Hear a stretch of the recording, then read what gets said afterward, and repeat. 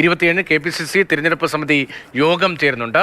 എംപിമാർ മത്സരിക്കണോ എന്ന കാര്യത്തിൽ തീരുമാനമെടുത്തിട്ടില്ല എന്നും VD സതീശൻ പറഞ്ഞ പ്രതികരണത്തിലേക്കാണ് ഇനി.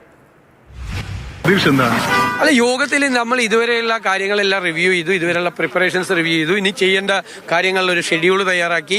അപ്പോൾ 27-ാം തീയതി ഇലക്ഷൻ കമ്മിറ്റി കൂടുകയാണ്. കോൺഗ്രസ് സ്ഥാനാർത്ഥി നിർണയത്തിലേക്ക് കടക്കുകയാണ്. അതോടനുബന്ധിച്ച് തന്നെ അതിനടുത്ത ദിവസങ്ങളിൽ തന്നെ UDF-ലെ ഉഭയകക്ഷി ചർച്ചകൾ പൂർത്തിയാക്കി സീറ്റ് വിഭജനം പൂർത്തിയാവും.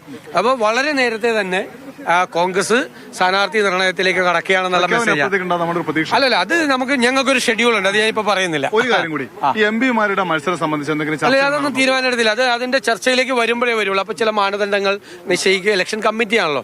ഇലക്ഷൻ കമ്മിറ്റി നമ്മൾ കൂടിയിട്ട് ഇലക്ഷൻ കമ്മിറ്റി ഒരു തീരുമാനം എടുത്തിട്ട് സ്ക്രീനിംഗ് കമ്മിറ്റിയിലേക്ക് റെക്കമെൻഡ് ചെയ്യാം. വലിയ ശുഭപ്രതീക്ഷയാണ് ഡൽഹിയിൽ. വളരെ വളരെ ഭംഗിയായിട്ട് നമ്മൾ കോൺഗ്രസ് അതിന്റെ സ്ഥാനാർത്ഥി നിർണയ പ്രക്രിയയിലേക്ക് കടക്കുകയാണ്. ഈ 2020 വിട്ടുപോകുന്ന ആളുകൾ കോൺഗ്രസിലേക്ക് വരുന്നുള്ള ഉറപ്പായിട്ടും ഞങ്ങൾ അതിലൊരു 80% ആളുകൾ തിരിച്ച് കോൺഗ്രസിൽ നിന്ന് പോയവരൊക്കെ കോൺഗ്രസിലേക്ക് തിരിച്ചു വരും. കാരണം കോൺഗ്രസിൽ നിന്ന് പോയി അതിൽ പല കാരണങ്ങൾ കൊണ്ട് പെട്ടുപോയവർക്കൊന്നും ഒരു BJP മുന്നണിയിൽ നിൽക്കാൻ പറ്റില്ല. അവരെല്ലാം തിരിച്ചു വരും, അവരെ ഞങ്ങൾ സ്വീകരിക്കും. വലിയ സന്തോഷത്തിലാണ് മടങ്ങുന്നത്. തീർച്ചയായിട്ടും. ഷിജു പട്ടുവത്തിനൊപ്പം അനൂപ് ദാസ്, മാതൃഭൂമി ന്യൂസ്.